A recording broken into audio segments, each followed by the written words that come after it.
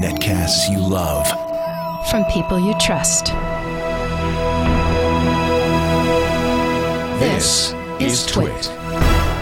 Bandwidth for the Tech Guy is provided by Cachefly. CACHEFLY.com. Hi, this is Leo Laporte, and this is the video version of my Tech Guy podcast. The shows you're about to watch were from Saturday and Sunday, March 19th and 20th, 2011, episodes 753 and 754. Enjoy.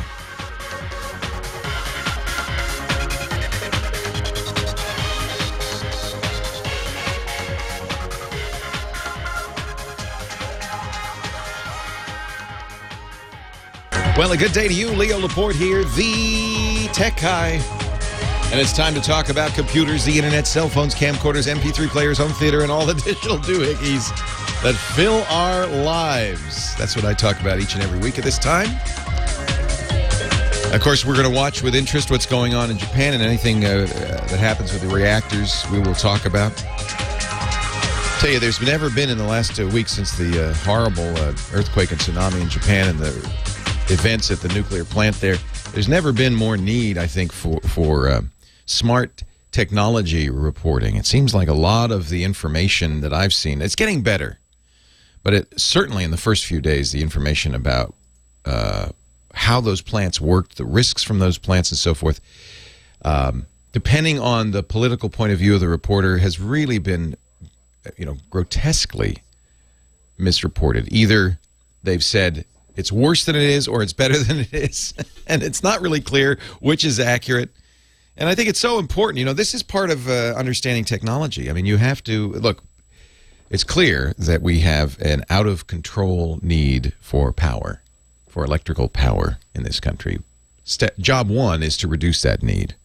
Job two is to find safe, renewable ways to supply the need that remains, a reasonable amount. And step three is, in the short term, to find at least as safe as possibly enough power for right now. And there's problems with all of it. Coal-fired plants probably kill more people than any other kind of electrical generation, and still is probably the most common form of electrical generation in this country. Oil, well, we've seen the problems that getting oil out of the ground can cause. But now we've seen the problems that nuclear power can also bring. The question is, how bad is it in Japan? And, of course, there is also a great and reasonable interest in how bad could it be here if something bad happens in Japan and we get those first puffs of radiation across the ocean. My friend Steve Gibson sent me an email with a really just fantastic, there were slides, and I'll figure out if there's some way we can post these slides. Lecture from the University of California, Santa Barbara. It's a long URL. It's at ucsb.edu. Maybe if you Googled, the professor is a guy named Benjamin Montreal, and maybe if you Googled his name and the words, how bad is the reactor meltdown in Japan, because that's the speech he gave, you could find these slides. Or the flash of the slides, or the QuickTime movie of the slides. There's lots of ways to view this lecture. Steve did create a short URL for it, which he tweeted on Twitter. Is that right? He sent out on the Twitter. And I think it's a very interesting thing to read and somewhat reassuring. I could just read from the conclusions of this lecture that Benjamin Montreal gave. He is a professor of physics at the University of California, Santa Barbara. Point one, the worst general public effects of Chernobyl, which is, of course, the worst nuclear disaster in history, were stress and fear, and this is kind of something I'd never heard. I mean, the radiation is very strong still at the site of the Chernobyl disaster. But he said there was a huge education and communication failure.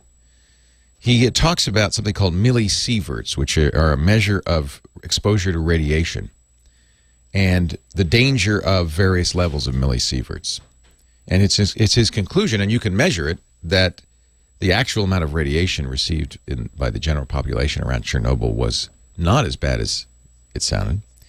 He says, my feeling is the worst case radiation hazards from Fukushima are mitigable and local and can be handled with evacuation and controls on the I-131 in food. That's the radioactive iodine.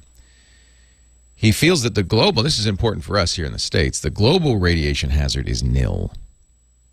He says the best way to reduce worldwide low-level radiation releases, stop burning coal. He also says, save your energy for those affected by the tsunami and the 50 plant workers at Fukushima. Don't worry about the rest. The exposure will be minor. So that's good news. That's really good news. It's hard to get. I think there is, I'm not alone, I think there is a problem with scientific education in this country and scientific literacy, so it's hard to get good scientific facts. I think there's opinion as well, and you should make up your own mind, but you have to do it based on fact and hard facts. And sometimes it's hard to get that, especially from mainstream media. I don't know if I actually do know, having worked in mainstream media for years, it's not that they are stupid people, most of them, many of them are very intelligent. It's that they don't think you are very bright. They do not think we are very bright. And so they're very nervous. And I know this because I've done technology coverage in mainstream media for 30 years. They are very nervous about saying big words. They're afraid that people will tune out.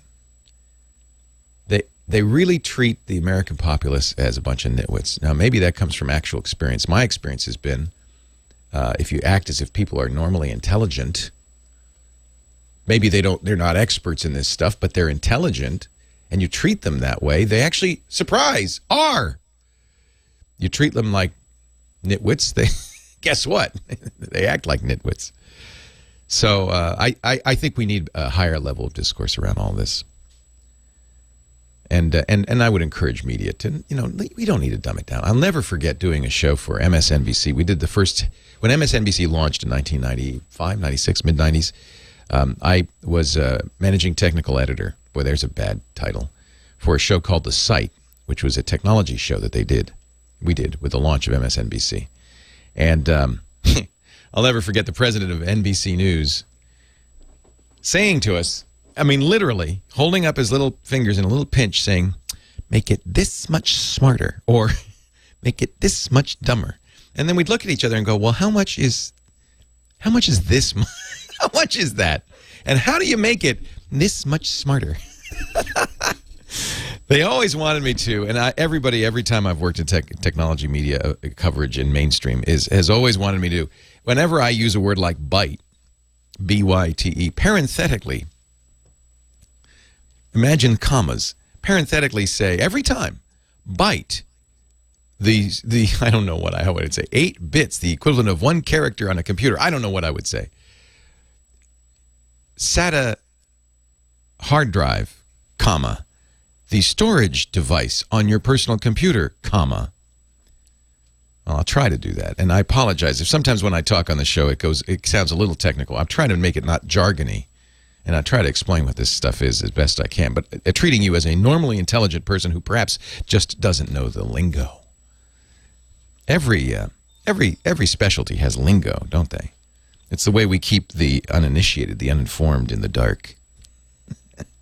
I'll try not to keep you in the dark. And I would love to see higher quality coverage of stories that are admittedly very technical like this, because we need to know, because we as a nation are going to need to make a decision about nuclear power, among other things, and that information really will help us. Not the sensationalism, not the scare tactics, nor on the other side it's okay, pay no attention to that. Pay no attention to that nuclear disaster. It's no problem. That's no good either.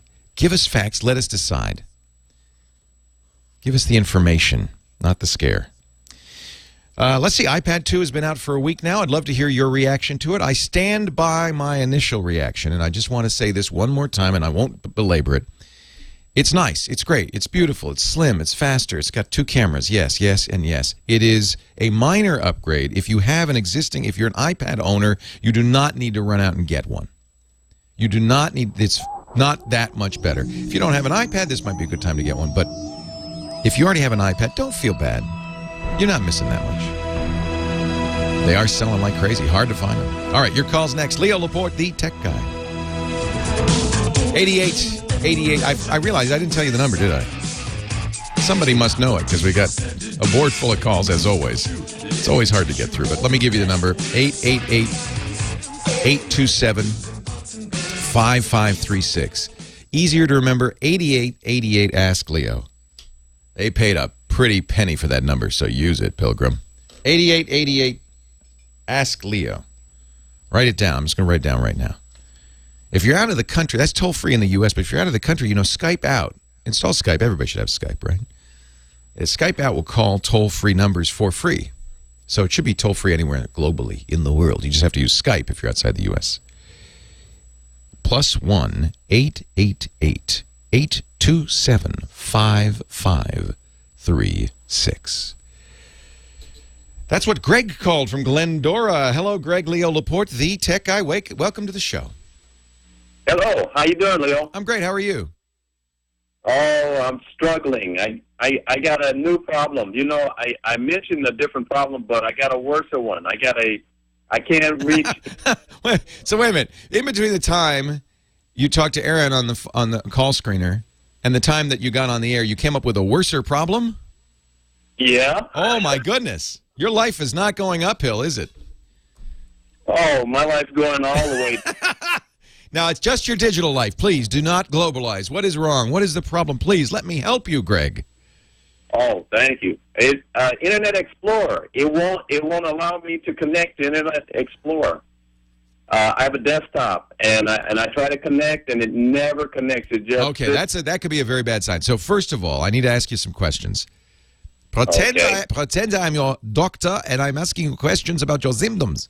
What version of Windows are you using? What version of Windows? Yeah. XP. Yeah, XP. You don't, off the top of your head, know what version of Internet Explorer you're using. Oh. I'm trying to think now. I forgot. I can't visualize it now. Yeah, because, the current version, which just came out, and I highly recommend everybody upgrade to, is IE 9. 9. If you're running 7 or 8, you're probably okay. But if you are running IE6, Microsoft hates IE6 so much, their own darn product, that they have a site, a countdown till IE6 goes away forever. They hate it so much. They don't want you to use it. You know why? Because it's so dangerous. And the reason I mention this, and I ask what version of Windows, is if you are still using Internet Explorer 6... you're probably eaten alive with bugs. Yeah. Yeah. If you go to IE, this is such a funny site. The fact that Microsoft made this site just blows me away. The IE6 countdown, if you go to ie6countdown.com, it shows, how many people join the cause. Have a website, encourage Internet Explorer 6 users to upgrade. You know why? It's so dangerous. But what's scary is how many countries are using, for instance, in China, 34% of all browsers are still IE6. That's why many viruses come out of China. In the U.S., I'm glad to say only 2.9% of users are still using Internet Explorer 6, but that's still 2.9% too many. Even Microsoft says too many. So my thinking, when your browser stops working, it could just be something's broken. I mean, it could be some software components broken. Are you able to get your email? No. No. Can't get anything. Your internet's, it sounds like your internet's down. No, because I tried on a laptop. Wirelessly, that works great. Oh, so it's just that machine. Yeah, it's just this machine. Ah, interesting.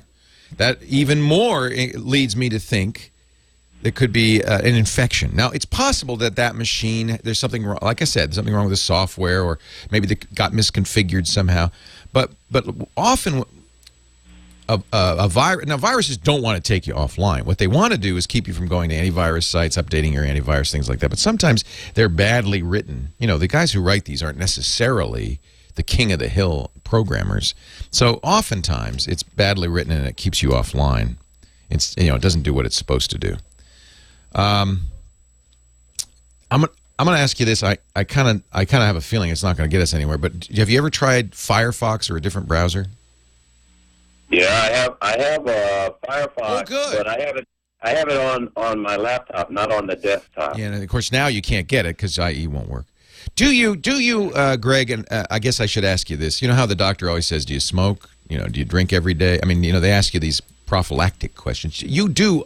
Do you run updates? Do you, whenever Microsoft, updates Windows every second Tuesday of the month? Do you do those on a regular basis? Just like going to church. God bless you, Greg. God bless you, Greg. Okay, now that means that actually is very encouraging, because the most likely way a bad guy gets onto your system. See, a bad guy to get on your system has to get you to run his software somehow. And, of course, Windows now will let you know, hey, somebody's trying to run some software and you want to do this.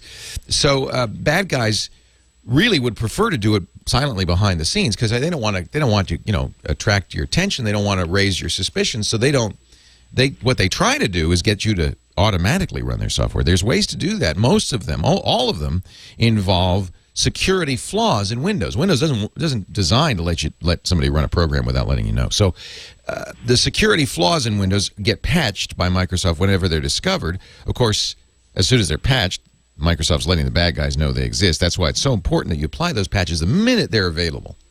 So, but you're doing that, so that's good. That means it's less likely anyway that you got bit. You didn't see ever a warning on your system. Oh my gosh, you've got a bug. Download our free fix and we'll fix it for you. You haven't seen one of those, have you? Antivirus. Yeah, I've seen one. Have you? I've seen one or two. But you haven't said yes. No. Good. Well, I did on one. I'm sorry. Hey, everybody does once. Yeah, I only did it once. Fool me once, shame on you. It's only fool me twice that you're in trouble. So that could be, those are bad. Those are viruses. When you see that, the fact that you're seeing it isn't a virus. It means you've gone to a site that's got some malicious software on it, pops up that window. That window implies there's something wrong with your system. There's not.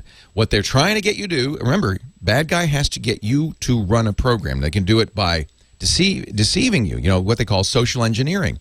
Well, this is social engineering. They say, oh, you've got a virus. Oh, no, we can fix it. Just run our program. It's the run our program that should be a red flag. You don't want to run their program. You don't want to run anybody's program unless you're absolutely sure it came from a good source. So that's their little trick. So, Greg, at this point, I'm a little worried that you might have something on here. Here's what I would suggest. First step, since you have been updating your computer, that's good. Microsoft, every time it does Patch Tuesday, that second Tuesday of the month, updates something called the Malicious Software Removal Tool. You have it on your computer. I'm going to tell you how to run it right after the break. And then, since you do have a working computer, I'm going to tell you a program you can get that you can run on your non-working computer to see if that helps. Stay tuned. That's coming up. Leo Laporte, the Tech Guy. We're talking right now with Greg and Glendora, and I'm spending a little extra time on this one because it's such an important and, frankly, universal issue. His internet stopped working. Now, if your internet stops working kind of spontaneously, it could just be something's wrong, I mean, frankly, most of the time, something's just, wrong. Software dies, things go bad, and so forth. But it also could be a symptom of something bad having happened to your system. First thing I always ask everybody, do you do Windows updates? He does. So, by the way, Greg, that tells me that I know you're not running IE6 because Internet Explorer 8 was pushed a while ago by updates. 9 is not yet being pushed by Windows Update, but will soon. You can do it when you launch Internet Explorer. Now it says, hey, upgrade to 9, and it'll upgrade to 9. If we could get you online, I'd probably do that. But I think you're offline. Now, it could be everything from the cable attached to your computer having gone bad, which can happen, to the settings on the computer being bad and so forth. And if this were a normal tech support call, I would start going through things like ping and stuff like that. But heck, nobody wants to hear that on the radio. Nobody. I know you would, and I apologize because this isn't really help desk. I think it sounds like it's a help desk, but believe me, that would be a terrible radio program. People want to have stuff that's going to help them. So certainly one of the things you should do is run MRT right now. That's the malicious software removal tool. It'll be up to date. All you have to do is click the start menu. There's no icon for it. Why Microsoft doesn't give you a desktop icon so you can just run it, I don't know, but they don't. So click, and by the way, when you every second Tuesday it runs it, but it runs it in a very kind of quick scan. They don't want to slow you down. You want to run a thorough scan. So if you go click start, run. Not everybody will have a run command in their start menu. If you don't, you have to go to the control panels and turn that on. It's a setting for your taskbar, your start button.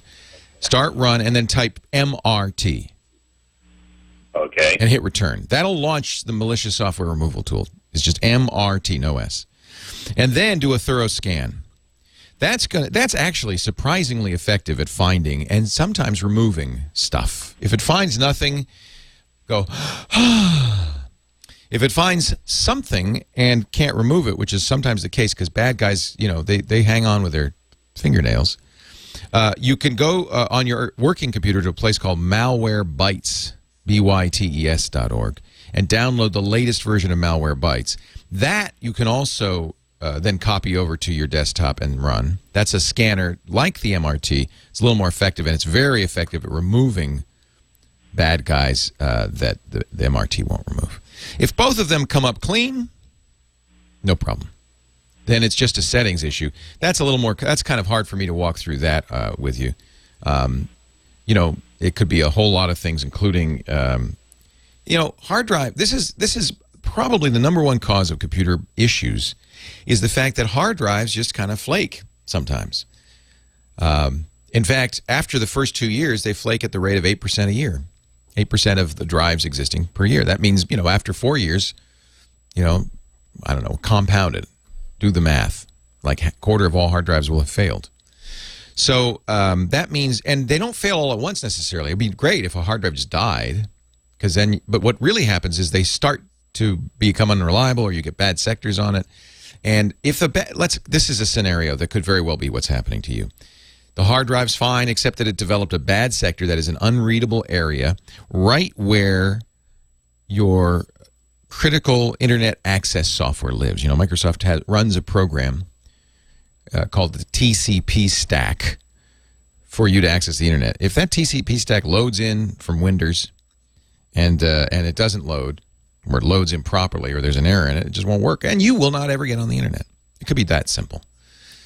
So try MRT. Everybody who's having, or worried that they're having issues with malware should try MRT. Click Start, Run, MRT, Return, then Malwarebytes. If you have a good antivirus, if you're running Nod32 or another good antivirus, and it's up to date, and you scan and you're clean, then you're fine. Do all of those things, and if everything's clean, then then you have to diagnose the problem elsewhere. But it's always a good idea to check for malware from time to time. That's the best I can do for you, Greg. You can always take your Windows install disk. I hope you have one. This is why I always tell people, don't buy a computer if it doesn't come with a Windows install disk. Really, you will need one. You will guarantee you will need one at some point. Get that Windows install disk, run it, go right through it to the about where ready to install Windows, and it'll say, whoa, hold on, you got Windows already on there. Would you like me to repair it? And you say, yes, please. That may also be sufficient. Dr. Mom is on the line. Dr. Mom is a regular in our chat room. We just adore her. It's nice to see you, Dr. Mom. Hi, Leo. Her real name is Lillian Banchik. She is a physician. Travels an awful lot because she trains other physicians. And you did a little experiment this week. Right. I had a MacBook Air, which I got last year, which I carry around in the hospitals with me to make rounds because I keep a lot of my patient data on Google Docs. Really? Which is Do you feel that's secure enough for patient data? Well, the patient's names aren't on it. It's list of numbers and labs and such. And since it's HTTPS, I don't have an issue with that. Yeah. And that meets HIPAA regulations. It is HIPAA compliant. That's interesting. Okay. That is as long as it's HTTPS, we're HIPAA compliant. And then on the Air, I do everything in incognito mode in Chrome. So if somebody takes the machine out of my hands, they open it back up. There's no logon information. So this sounds like a good solution. Well, It's great. I wanted to get an iPad. My sister, who's the big Mac fanboy in the family, had one, loves it. I love it. I've said many times, and I'm sure you've heard me say, this is the perfect portable computer. It is and it isn't. I will tell you, I picked one up. It's the Black 64 AT&T. I love it. It's wonderful. So I took both of them on the road with me. I was in Houston on Wednesday and then was in D.C. on Thursday, came back home on Friday. So you said, so let me make this, make sure I understand. So you like the MacBook Air, it's working for you, but you wanted to see if the iPad 2 would be a functional replacement for a MacBook Air. It's lighter, it's simpler, no keyboard to carry around. That seems like a good idea. And in fact, it seems like the kind of thing I've seen physicians carry around tablets for years.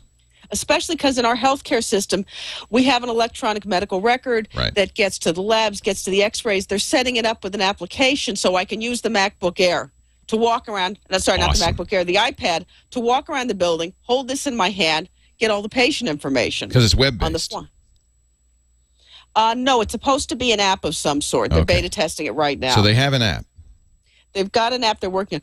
Well, I tried it. Interestingly enough, I find them complementary. One's not going to replace the other. Oh, interesting. Because have you tried using anything on Google Docs, particularly the spreadsheets on the iPad? Yeah. It doesn't work very well. The problem seems to be that the browser, Safari, tells the Google, I'm in mobile mode. Right. And you can't edit very well in mobile mode. It has some very funky things. It doesn't give me the functionality I need. In fact, it didn't edit at all for a long time. They just added editing. Right, and the editing is weird. If you click on a cell, the entire row lights up. Yeah. And you have drop-downs for everything in the row, and that just doesn't work very well. That makes sense. So if you need to edit a Google Doc, I agree with you. An iPad is probably not an ideal. It certainly will be frustrating. Well, what I like is I'll carry around the iPad with me as I walk from patient to patient. I can sit there. Once they get the electronic medical record set up, I can make my notes. I can check labs, look at x-rays and stuff. Then I'll go back to the nurse's station, haul out my Air, and do whatever kind of work I need to do. So you do both? I do. Now, what's nice is when I was coming back from Washington, I took the Acela train up. Have you ever ridden the train on the Northeast Corridor? I love that. I love the Acela. And the iPad they have Wi-Fi, so the iPad's perfect for that. Well, I didn't use the Wi-Fi. Hold on, Lillian. We got to take a break. Hold on. Leo Laporte, the tech guy. Ozzy Osbourne, Crazy Train. Leo Laporte, the tech guy. We were talking with Dr. Lillian Banchik about her use of an iPad 2 over a MacBook Air. And she was showing us a video she took on the Acela from Washington to New York at 100 miles an hour of the iPad's GPS tracking her in real time. And that arrow just goes whizzing down the road. It's pretty cool. That's really neat. So one question I did have, I had to ask you. Well, first of all, let me finish. Let you finish, Dr. Mom. Before the break, you were about to tell me something. I don't remember what it was, but I think it was just about the GPS, what we talked about during the break. Okay, so it's working very well. Yeah, it's certainly usable as a GPS in the car if you don't have one. I use, in fact, I use this on the iPhone and the iPad, and I was just telling one of our chat room members, this is my favorite. This is, there TomTom and others have $100 GPS apps for the iPhone and the iPad, but this one's I think $5 or $6. It's from MotionX, GPS Drive. It's the best turn-by-turn out there, and the reason it's cheap is because the maps are Google Maps, so you aren't buying expensive maps. You do need to buy the voice for turn-by-turn, but I think it's only $4 or $5 a year. There's a subscription for that. It's really a fantastic program. And because you have the big screen of the iPad, it's the biggest GPS ever. Highly recommended. $20 a year for the voice turn-by-turn. So $5 for the app. And if you want the voice guidance, you pay an additional price for that. $2.99 for 30 days. So if you knew you were on a trip and you just needed it for a little bit, $2.99, $19.99 if you want a year. And I actually bought the year. I love it. You could. Oh, the other thing is you buy it once and you can use it on your iPhone or your iPad, not simultaneously, but you can switch from one to the other. So that's pretty nice. I was going to ask you about the use of these kinds of electronics in hospitals because people ask me this all the time. What about germs? I think that's a real issue. I mean, we go into patients' rooms now. Anybody who's been to hospital recently, you see all those dispensers of the alcohol-based hand sanitizers, and you're supposed to sit there. You walk in a room, disinfect your hands. Really, even the doctors are asked to do that now. Oh, absolutely. We're the ones, if a state inspector's in the building and I walk into a room and don't come out and immediately clean my hands, the hospital gets a fine. Wow. They're very fussy about that. It's very easy to transmit bacteria. Is that because of from MRSA? Is that because of staff?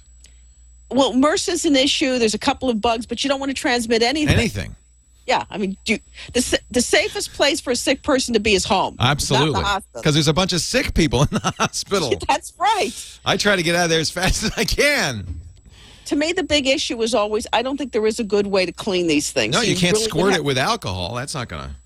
No, I think what's probably going to come up is we're going to have like a little Ziploc bag with a case, the covers, I haven't put this right. They'll be conductive where you can touch through it. Right. You know, like the screen protectors you can put on, so you can use your finger, and then you're going to rip this thing off and change it at every room. Right. Now, that make it expensive. Right. But that's like rubber gloves for your iPad, basically. Exactly. Yeah. Lillian, always great to talk to you. She's Dr._mom on the Twitter and in the chat room and everywhere. And frankly is our unofficial but very, very helpful medical advisor on all of my programming, because we're always, I don't know how it happens, talking about medical stuff, and she'll go, no, that's not true. That's okay. I was in Washington talking to some of the biggest nutritionists in the world. You and I are going to have a long talk about your diet. I would like to, because I am on the all-meat diet. Yeah, we're going to talk about that. My triglycerides are down. That's expected. I'm losing weight. That's expected. But that cholesterol is inching up a little bit. That's expected. Yeah. Yeah. It's a misapprehension of how the body uses carbohydrates. I would love to talk to you more about that. In fact, maybe we'll do a special show off the air, off the radio, but on the TWiT network about that, because we talk a lot about that. Paul Thurrott and I are on this. Basically, it's Atkins. And are we killing ourselves, Dr. Mom? Is that what's happening? Let's do this off this show, because it's really not technical. Okay. Thank you, Dr. Mom. Great to talk to you. Okay, nice talking to you again. Lillian Banchik, she's the greatest and very helpful in many, many ways. Interesting feedback on replacing a MacBook Air with an iPad. I still prefer to have a keyboard, I got to tell you. For me, I'm a laptop focused guy, I guess. I love the iPad, but I don't do anything serious with the iPad. For me, the iPad is really an entertainment device. I play games on it, Netflix, Flipboard for reading the news, but kind of in a lightweight magazine. It replaces People magazine for me, kind of. And then things like GPS. But if I want to write, if I want to do any work, I think it's really the MacBook Air is almost as light and really is comfortable, and has a keyboard. I have to say though, GarageBand. We've been playing with GarageBand a lot on the new iPad 2. Unbelievable. It's better than on the Macintosh. It's amazing. Jeremy, Waterford, Michigan. Thanks for hanging. Jeremy, Leo Laporte, the tech guy. Hi, Leo. It's such a wonderful pleasure to talk to you. I've been following you since the Tech TV days. Oh, thank you for calling. I'm great. I had a question about my Droid. I'm actually a PC technician, but I'm very late to the smartphone game. Mm-hmm. And I also wanted to throw a plug in there if there's still time. This is probably an easy question, but I've been on Google for a while and couldn't figure it out. Since I'm a PC technician, I drive from place to place, and I have MP3s on my phone. And I want to know if there's a way that I can actually switch the songs by voice rather than having to wait for a stoplight or something before I could switch to MP3. There is. It's called voice command, and most Android phones will do voice command. And I believe it's a Google app, actually. And the Google app, the voice command app on Google, does allow you to say next, previous, and call for songs by name, things like that. Oh, that's pretty cool, because I've been searching Google for a while, and is just seeing even the Droid forums, it couldn't seem to find a direct answer. So maybe I'll just give that a shot. I think it might be that it's either, I'm not sure, let me check. It's either operating system version specific, or it's phone specific. Google released, it's called Voice Actions for Androids. Google released it. The way I do it, and I should try it on your phone, is you press and hold the search button. Okay. And if you just tap the search button, you get the search command. But if you press and hold the search button, you get Voice Actions.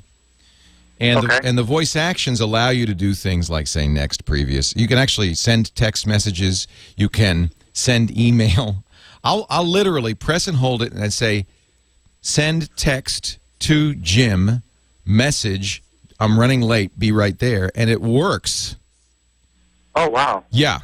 You can view a map. You can navigate. You can say navigate to the Grand Canyon, and it will launch Google Navigation.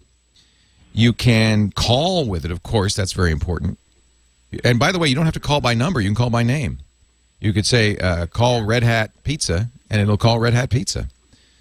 That part I have been doing because I have a Bluetooth. I just hit the side button on my Bluetooth and say, call Jim, and it'll call that person or whatnot. Right. I didn't know if I could do the same thing with the music. I tried it, and it just didn't seem to really recognize. I'm pretty sure Next and Previous works, but if it doesn't, you certainly can. I mean, I'm looking at the Google description, and you can say, listen to an artist, a song, or an album.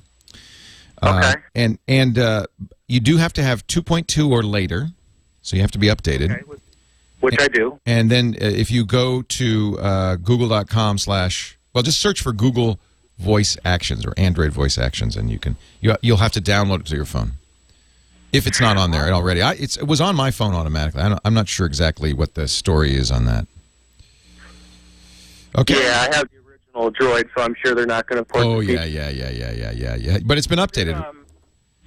Yeah, it's got 222 on it right now. Okay, good. You're set then, yeah. So is it okay if I throw in a quick what's your plug? Yeah. Well, by the way, I'm Jay, the Linux guy in the chat room. Oh, and hi, Jay. Hi. I wrote a book, actually, using only open source software. I wrote it on LibreOffice, which was upgraded from OpenOffice on Arch Linux while listening to music on Amarok. So I did the You didn't even listen to a proprietary music player. Correct. So and there. I did the whole thing without a single dime of my own money spent. And I think it just kind of goes in line with how easy it is to get stuff out there these days. When you used to have to have a book deal, but the name of the book is Oriontide. It's spelled ORIONTIDE, and it's available on Kindle as well as CreateSpace and print. How fun! I've always wanted to write a science fiction novel. Yeah, it was a really awesome experience. It's a lot shorter than I wanted it to be because I wasn't sure the typed version, how it would actually correlate to the print version, but I think I got it down now. But it might be something your readers or your listeners might be into. This is great. This is great. It's oriontide.com, ORIONTIDE.com. The print version, the Amazon Kindle version, the Shams Word version, all online there. Good for you. I'm going to read it. Awesome. Thank you so much. You're very welcome. Thank you, Jeremy. In fact, when I come back, I'll tell you about a podcast, open source podcast, where they narrate open source books like yours. Leo Laporte, the tech guy. Leo Laporte, the tech guy. 8888 Ask Leo's the number. Winding down, though, today. Don't forget to watch that big moon in the sky. And speaking of big moons, here he is, Dick DiBartolo, the Giz Wiz. Hey, Leo. Hi, Dick. How are you? I'm super fine. So, tell me, my friend, you got a gadget for us? Dick, I should explain, is Mad Magazine's maddest writer. He has a great website, gizwiz.biz, and joins us every week to talk about gadgets. He's also the host of our brand new podcast, the Weekly Daily Gizwiz. Yes, we're doing that, right? Because Lisa wanted to do the monthly, weekly, daily Gizwiz. No, I think weekly is probably sufficient. We don't want to cut you back that much, Dick.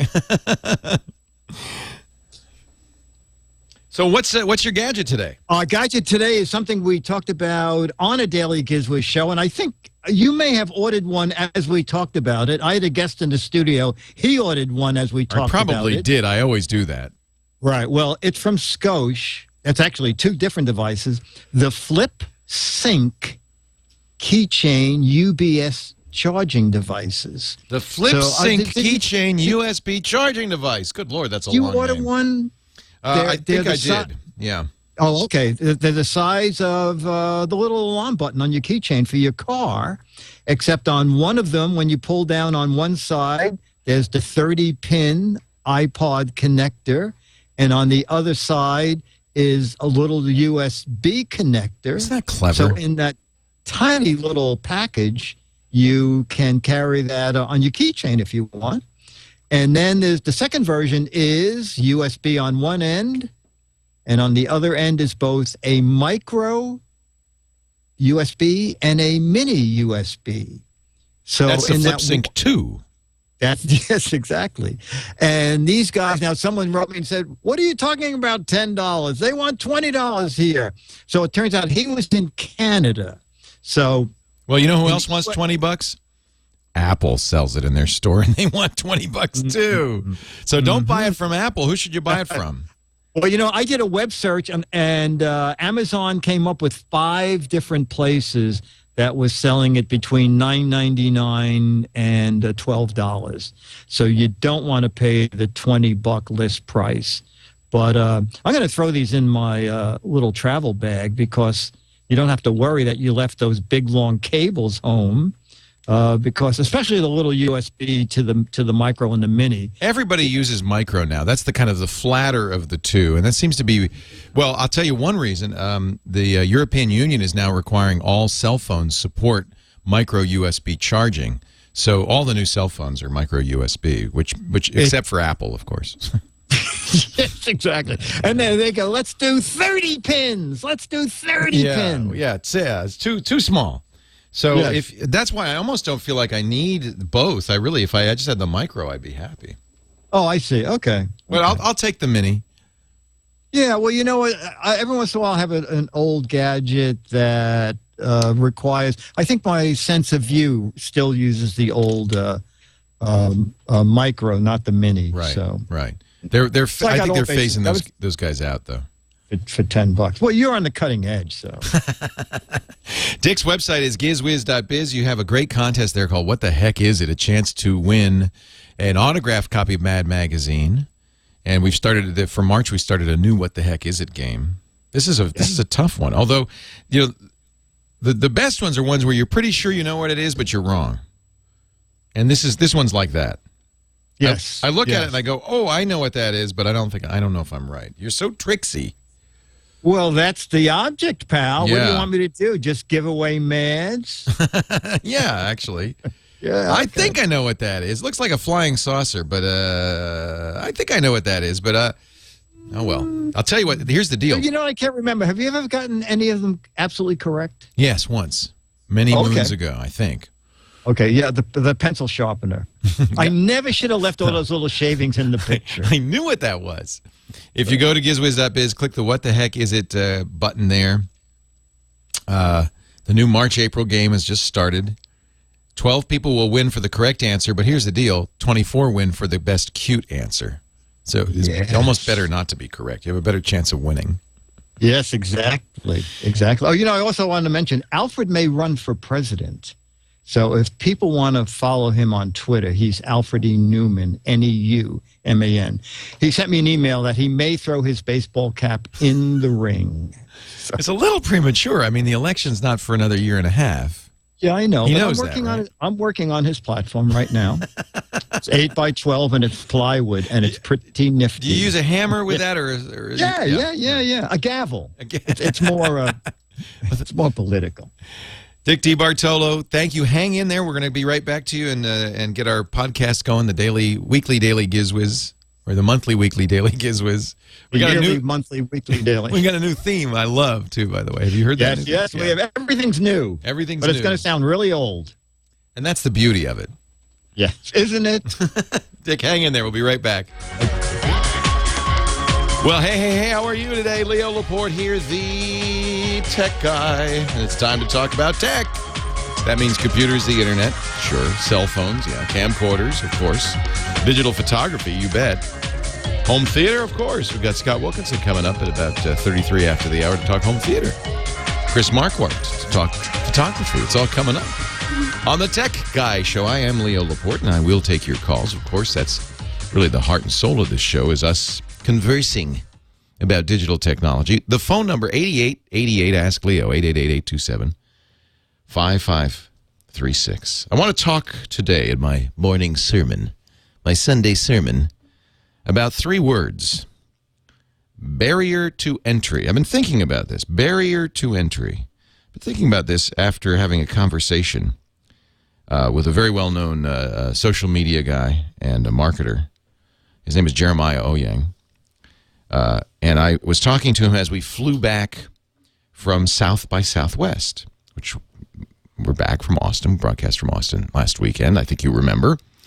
And South by Southwest is a really wonderful, fun trade show where it's mostly new web companies and people who want to be a new web company showing up to show off what they can do, telling others how to do it, that kind of thing. And traditionally at these events, at least in the last few years, big companies have broken out for the first time. Best known, of course, Twitter in 2000, I think it was 2007, South by Southwest, spring of 2007, 4 years ago. Nobody had ever heard of Twitter. And somehow, magically, everybody at South by Southwest discovered it at the same time and started using it at the same time, and Twitter became huge. Well, you know, the rest is history. Twitter is like Facebook. It's an institution, not only in this country but around the world. During the earthquake and tsunami in Japan, it was Twitter that not only that many people learned about it, but many people followed it through Twitter. And there are people like NPR's Andy Carvin, amazing, who uses he does an if you want to follow him on Twitter, it's fascinating. ACARVIN. Even if you don't have a Twitter account, it's worth going to twitter.com/ACARVIN. It started, I think, in Tunisia. He's a journalist, but he started curating links and information from a lot of sources, including others' tweets, on Twitter, then Egypt, then the quake. He's covering Libya now. And so what happens if you follow his feed is you get this great source of wonderful information, curated information with some editorial as well on top of it, that I think is a new form of reporting. I mean, it's brand new. In 2000, that's Twitter. So in 2000, was it 9, I think? Foursquare, which is still kind of an inside geek thing, I think, but it's growing very rapidly. I think they had 4 million new users last year. It's one of those check-in things where you go and you say, "I'm here." I use it, and a lot of my geek friends use it.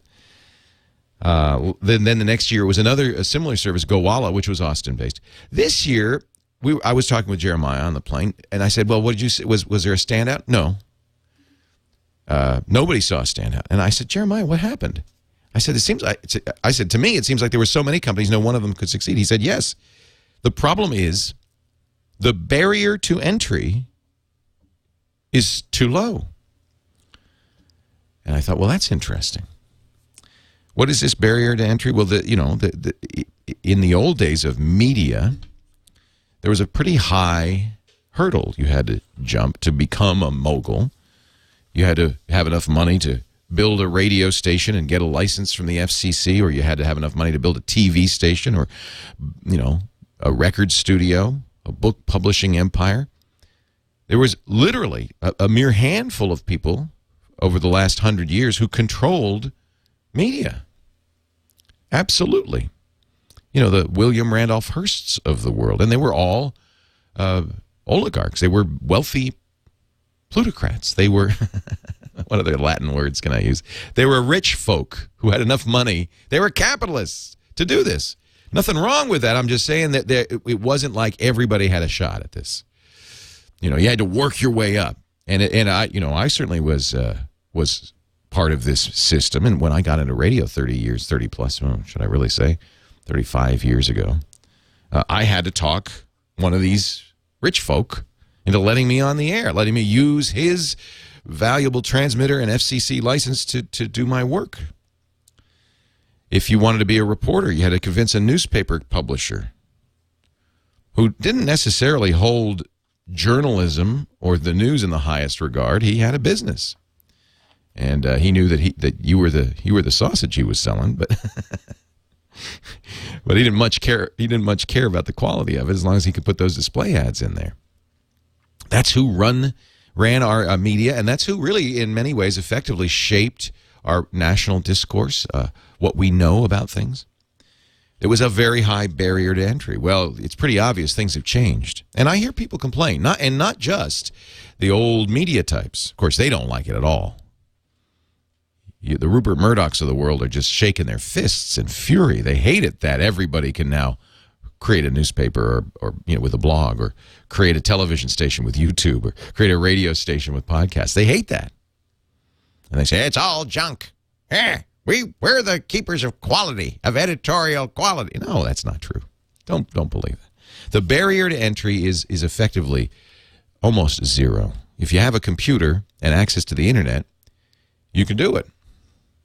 So what Jeremiah was saying is it's so easy to create a startup these days. It's almost free that there are so many more startups. It's very, very, very difficult to stand head and shoulders above the rest. Isn't that? That's true. We see that. I hear people say that all the time. Well, there's too much content. How do we know what's good? How do we know what's good? If there's too much on YouTube. What is the latest figure? I'll have to go to YouTube and find out. They published this stat. Last time I saw, every minute, 24 hours of video is uploaded to YouTube. Well, that means not only can you not watch it all, it's hard to even conceive of it all. And it's only going up. But does that mean that it's just a big bunch of noise? No, well, there's a lot of noise, but no, I don't think so, because there's also signal in that noise. There's also value in that noise. And if you accept the notion that, let's say, well, Theodore Sturgeon, sci-fi writer and curmudgeon, once said that 80% of everything is, he used a stronger word, but I'll just say junk. 80% of everything is junk.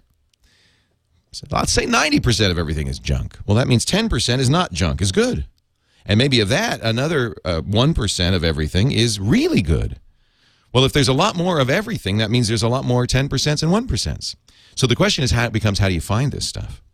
The barrier to entry is low. Anybody who has something to say can do it. You can get a video camera and make a video on YouTube. You can start a blog for free. You can record your own music now. You can do it on the iPad. Yeah, but you still need a little bit of an investment in technology. But if you have access to the internet and a computer or even an inexpensive iPad, you can do it. So everybody has a chance to have a voice. And then the question becomes, well, how do we find the good stuff? And this is where we're starting to make some great strides. And Andy Carvin's a good example. It's a word called curation. Andy and others like him will go through, and you find your curators, the ones you like, will go through all this stuff and find the good stuff and let you know. Your friends are curating for you right now. If you're on Facebook, you look at the stuff they link to or they talk about, that's curation. And if you use these tools like Twitter and Facebook properly, you can get an amazingly rich, valuable stream of information. So don't listen to the people who say, oh, the barrier entry is too low. Jeremiah, to his credit, was not saying it's too low. He just said that's why you don't see a winner in South by Southwest. Everybody's involved. This is a good thing. This is a good thing. It means more great stuff. And the only challenge for us is to find it. And that's what we do here. So if you want to join me in that search, you can call in with a great website or a great blog or a video you saw, or you can ask about how to use this technology so you have a voice. That's what we do here. 8888 Ask Leo is my number. The lines are open. I'm Leo Laporte, the Tech Guy.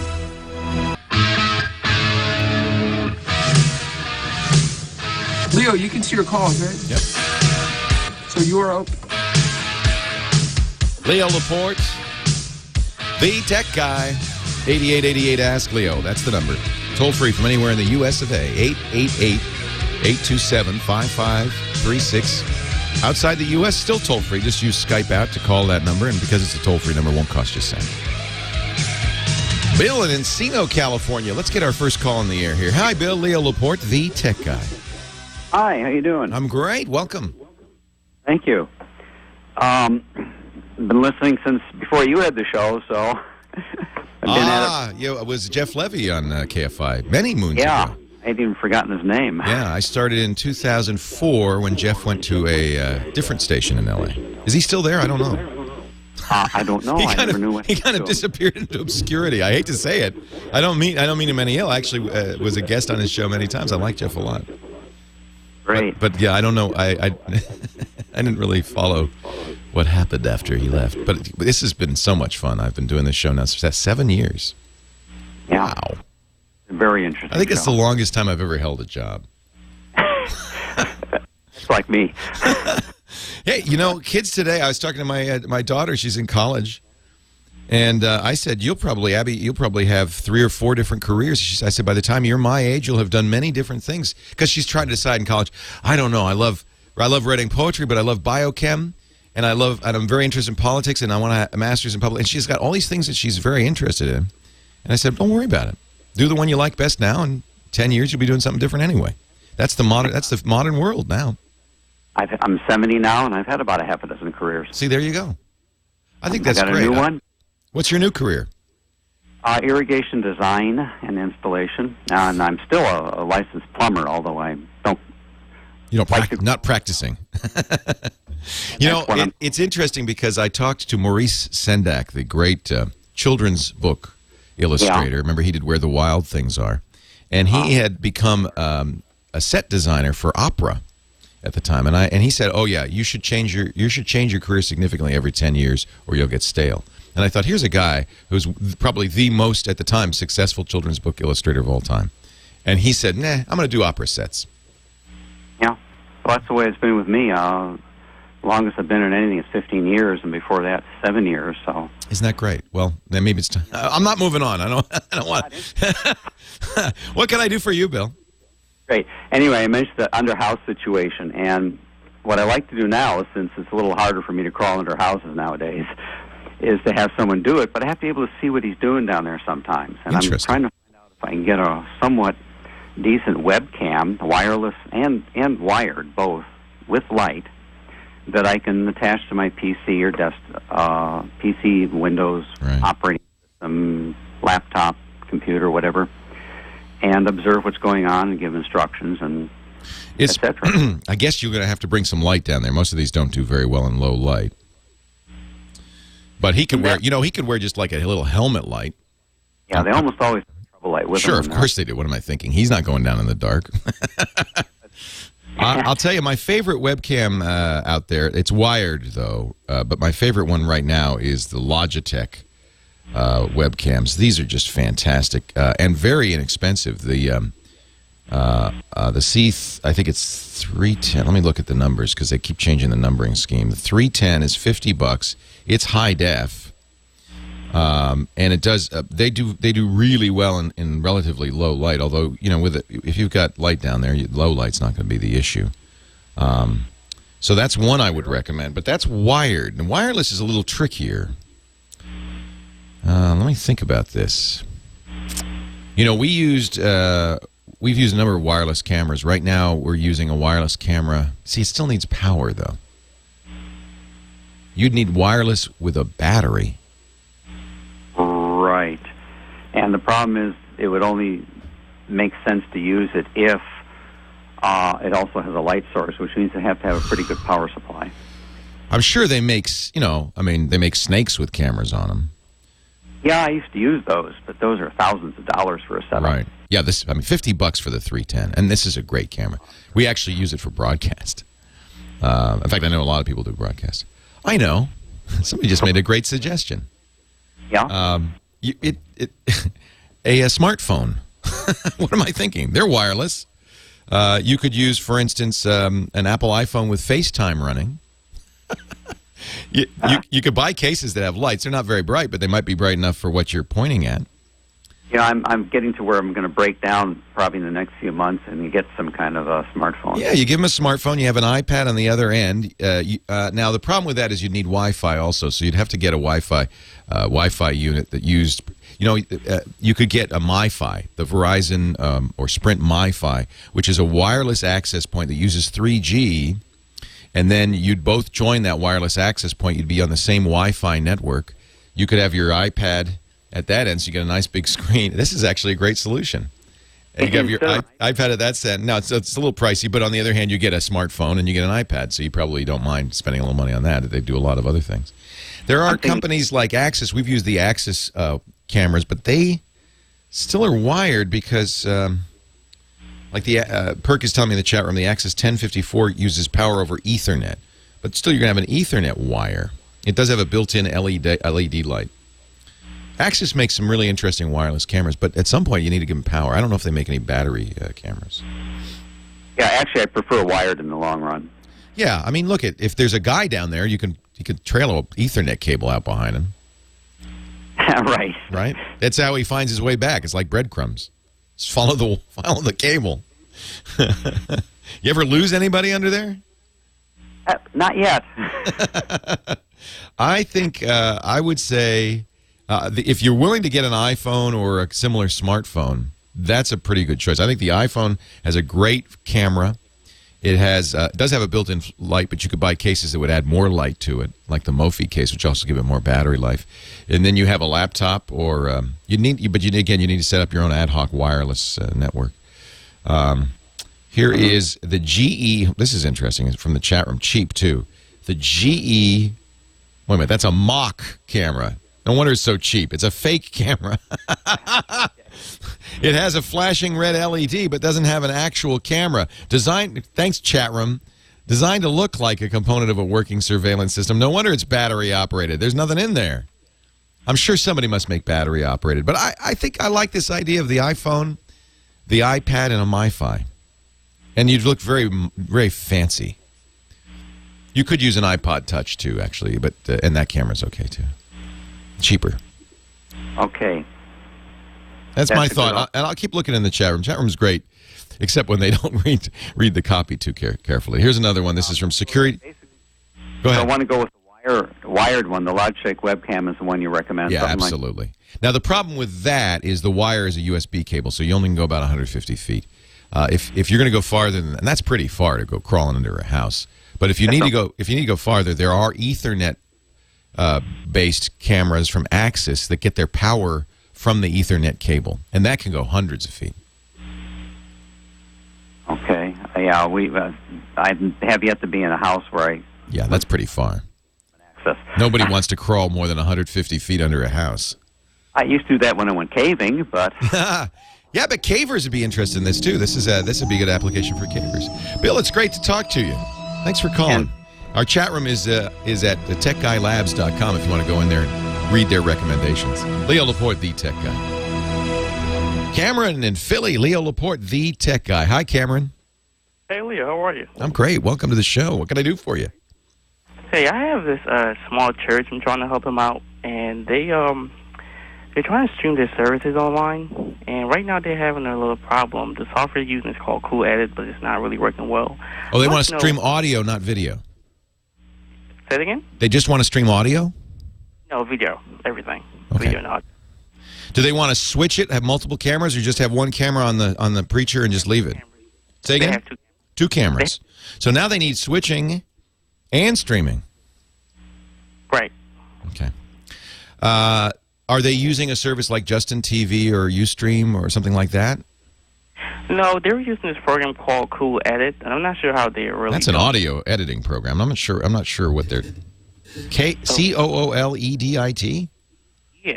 Yeah, that's what I thought. Maybe your audio. What would you recommend? Well, they've got two problems. They've got to switch it, which means they're probably going to use something like Wirecast or Blinks. I'd take a look at Wirecast, WIRECAST. It's from Telestream. It's not cheap, but at least it works on a regular Mac or PC to do the switching, and they can add lower thirds, those graphics at the bottom, things like that. I use a TriCaster from NewTek. A lot of churches use TriCasters, but they're dedicated hardware and maybe a little more expensive. You know what? Let's hang on, because I want to talk more about the options open to them, Cameron. So hang on, and we'll talk about that in a second. Leo Laporte, the tech guy. Well, a good day to you. Leo Laporte here, the tech guy, and I am so happy to hear from you. 8888 Ask Leo if you've got a comment or question. We're talking about all sorts of technology stuff. How to use technology in your life, how to change the world with technology, how to find great content with technology. It's all kind of grist for the mill. Phone number 888-827-5536. We've been talking to Cameron. He's in Philadelphia. He's helping out his church. They want to broadcast. I guess they are broadcasting services right now. They have two cameras. They want to stream it on the internet. And one thing I was saying, Cameron, is there is a software solution. You buy a computer and you put a program called Wirecast on it. And it lets you do this kind of thing. I think a lot of churches use Wirecast. It's about $500. You will have to buy hardware for it. The nice thing is you could try before you buy. There's a $500 version, actually $450, and a $1,000 version. And I would say the $450 version is fine. Because what you're really doing is you're switching from camera 1 to camera 2, and you can have more cameras, and you're adding lower thirds, or lower thirds can also be full screen graphics. So if there's a hymn and you're singing a hymn, you could put the hymn on screen, the lyrics on screen, or you could have it in the lower third, which is not even a third of the screen. I don't know why they call it a lower third, but that's that bar at the bottom of the screen you see on TV. So Telestream makes that. There's another solution, which is a solution I use, and I really like. It's called the TriCaster, and I know a lot of churches use it, high school sports, college sports. Even the NBA is now using a TriCaster. And this is a whole PC with some special hardware and software on it that lets you do the same thing. It's maybe a little easier to set up, and I think if you price it out, you could probably get a used TriCaster for the same amount of money you'd spend to set up a Wirecast solution. But I think it'd be pretty good for you. It has built-in live streaming, by the way. Cool. The issue on live streaming is how many people are going to watch. You don't have enough bandwidth probably to stream enough for your... Well, they're kind of small. I mean, I don't know what the audience is like, but they're pretty much 150 people, very small. Yeah, well, 150 people and a decent quality stream will be about a half a megabit per person. So that's 75 megabits. That's very expensive. You really can't do that. You know, I'll give you an example. I'm spending $1,000 a month in our new studios for 20 megabits. So you're talking $5,000 or more a month. Right. Yikes! That's why people use Ustream. Ustream.tv. Now, sometimes churches are a little funny about this because they'll look at the other content on Ustream and they may get a little... Now, Ustream is not adult by any means, but it's not all church goers either. But I wouldn't worry about that. You embed it on your church site. They never see the rest of Ustream. It's free. And all you have to do is send one stream, that's 500 kilobits, one stream out to Ustream, and they rebroadcast. They even have a program that might be sufficient for you called the Ustream Producer. Oh, cool. So Ustream, we use Ustream and Justin. Ustream.tv and Justin.tv. Both of them are free, which I love, and I think a lot of churches use them as well. And we certainly have had great results with both. I mean, if you watch us on live.twit.tv, you're watching Ustream, Justin, or another company called BitGravity. All three we give you three choices. You can pick the one you want. Yeah, I'm watching them right now. Yeah, so it looks pretty good. Ustream Producer is basically a simple version of Wirecast. Okay.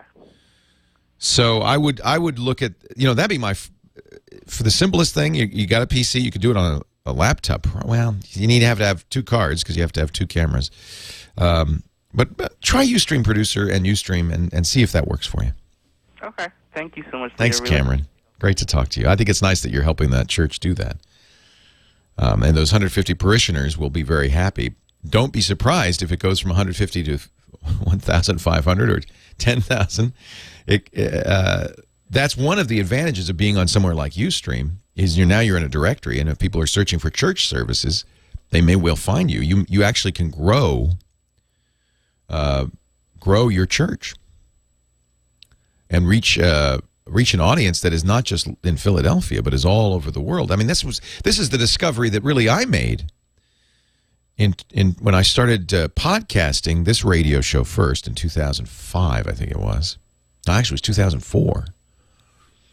Podcasting didn't even exist as a concept until September 2004, when Adam Curry kind of created the notion. I mean, it had existed before that other people have been doing it, kind of proto-podcasters.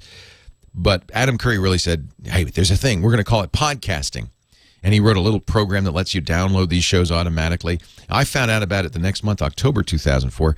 And I'd already been offering these radio shows as edited downloads, MP3 downloads on the site, techguylabs.com. And I remember, I'll never forget, a kid named Matthew Bischoff. I think he was 14 at the time. So he's 21 now, right? Called me or sent me an email, said, hey, how come you don't podcast? I said, what's that? Matthew said, well, you take your audio that you're putting out on MP3. He probably didn't talk like that. I don't know how he talked. He probably talked like this. You take your audio that you put out on MP3 and you create something called an RSS feed. That means really simple syndication. It's a way people can subscribe This is before iTunes. iTunes didn't even exist. This is a way, or at least it didn't support podcasting. It's a way you can subscribe to a download so that when there's a new show, it automatically downloads to your computer, and from there can get onto your iPod or other portable device. I said, well, that seems like a good idea. I mean, certainly I know there are people who, we have 20,000, 30,000 people downloading the show every week. I think it'd be a convenience for them if they could just put this into a program and automatically download it. They don't have to go to the website and find it first. And it was very simple to create that RSS feed. I did it by hand at first. And it really did increase the number of downloads. It was great. So we added a few shows and a few shows. Now we're doing 20 or 30 shows. And we added video and we added streaming. And, it grows from there. Suddenly, instead of the few thousand people who listened, we have tens of actually, I think it's 50,000 people a show that download the show. And it's all, and this is the important thing for you, Cameron, it's all over the world. The show at the time was just in Los Angeles, but I had listeners in China. Because it's on the internet, it's being distributed on the internet, it suddenly opens up the whole world to what you do. So that's pretty amazing. Now, the chat room saying, you don't call them podcasts. Well, early on I said I don't like the name podcast because it implies you have to have an iPod. And I would, at the time, I would be, proselytizing. I'd be evangelizing for podcasts, telling people about it. People would say, well, I'd love to do that, but I don't have an iPod. And it was like, you don't have, we just call it that. Adam Curry just called it that because he thought it rhymed with broadcast and he thought it would be cute. I tried for the longest time to get all the podcasters to change it. I remember speaking early on at Podcast Expo saying, please, let's call it Netcast. Everybody laughed at me. They mocked me. They said, it's podcast. Everybody knows it as podcast. And part of the problem I saw was, well, it's not just going to be downloadable audio. It's not just going to be on iPods. We're streaming video. What do you call that? It's not a podcast. If you want to watch this show live, you can on the internet. What is that called? So I decided we'll just call them shows. It's a show. And, nobody, you don't talk about a TV show by the means that you're getting it. You don't care whether it's on the internet, the cable, the satellite. You don't say, I'm watching a satellite show. You're watching a show on your TV. So this is a show. Nomenclature is not that important, except that if you call it a podcast, then people say, well, I don't have an iPod. 8888 Ask Leo, 888-827-5536. That's the phone number. Call this show. I guess we do. Radio show, that's how it's delivered. It's a radio show. But isn't that limiting? You don't have to, no longer do you have to listen to this on the radio. You can listen on your phone. Is it still a radio show? No, it's a show. 8888 Ask Leo. Leo Laporte, the tech guy. Matthew, Rancho Cucamonga, California. Leo Laporte, the tech guy. Hi, Matthew. Hi, Leo. Thank you for taking my call, first of all. My pleasure. I have a problem with my computer. It's like 3 years old. It's slow. I know I should get more RAM. I only have 2 gigs, but I don't know how to do anything. I don't think 2 gigs is necessarily why it's slow. Okay. What Windows version are you using? I have Vista. Okay. Vista's kind of a pig anyway. Yeah. But 2 gigs is enough for Vista. Okay. Is it slower than it was when you got it? It has its good days and its bad days. The day of the time change, last week or whatever, it was slow as molasses. Really? So it comes and goes. Yeah, they have super fast. Well, there's a couple of things. First of all, Windows 7 is much faster than Vista, so if you ever thought about upgrading, this might be a good time to do that. Okay, well, let me ask about that. I just got Carbonite, so all my documents and everything are backed up now. If I was going to install Windows 7, could I format my hard drive? I could format my hard drive and then install it, but I've heard you talk about installing making a partition, and I don't know how to do that, and having your documents on one side and having your OS and something else. That's a really good thing to do. It's not necessary, but I like to do that on all of my computers. The reason being, when you then install an operating system, you don't have to worry about your data. You can format the drive and everything and then reinstall the operating system, and your data is still there. Okay. So that you can do with the Windows installer. When you're looking at the disk, you'll see there's an additional button, advanced features, and you can actually delete, and I would do this, delete all the partitions, create new partitions. A fairly small one for Windows. Windows will fit in 25 gigs. Hard to believe that's called a small partition. And then use the rest for data. And then that way, when you reinstall, the thing is, if you have a lot of apps, you might want to give more space to the Windows partition because you do want to install apps in the Windows partition. It's much easier. Just keep your data separate. Will the wizard help me on this? Or yeah. It's very easy to do. Okay, so if I just buy Windows 7 disk, it'll have all this. Absolutely. During the install, it'll give you a chance to partition. It's great that you have a backup. Make sure your Carbonite backup is complete, and also, do a kind of sampling check-in. Make sure you got everything you think, because sometimes people think they've got it backed up, and it's not. They didn't back up everything, and so you want to make sure. In fact, I'd still, if I were you, you got the Carbonite, I'd also get an external drive and back up to that. It's a laptop, right? Okay. Yeah, it's a laptop. Yeah, it's always a good idea. You can never have too many copies of your data. Okay. I have a SpinRite question about another laptop I have that crashed a couple of years ago. It has work data on it that I might need to get off, and when I boot it, it'll go to a black screen, and it won't get past that. And I took it to a guy, and he said that the motherboard is dead. Can SpinRite help me with that? Possibly. So what you now would do is it's a laptop, so you're going to take the hard drive out if you can. Okay. And you're going to need to mount that hard drive on a PC. You're going to need some additional hardware because laptops have a different connection than PC hard drives. That's why you bring it to a shop. A guy in a shop will have all those tools. He'll put it in a working PC, and chances are, if it's a dead motherboard, he'll be able to see the contents of the drive and copy it. Okay. If the drive is damaged, depending on the kind of damage, SpinRite, which is a program we've talked about before, my friend Steve Gibson wrote it. It's a hard drive recovery tool, but it works at the lowest level. It works at the sector level. So what it does is it tries to read every sector one by one on the hard drive. It doesn't care if there's data on it or not. It just tries to read and write it. If it can't, it will copy the data off of it and mark it unusable. And often, if there's just, that's sufficient to kind of make the drive usable again. In your case, I think you just want to get somebody to pull the data off of it. And a good shop will have that capability.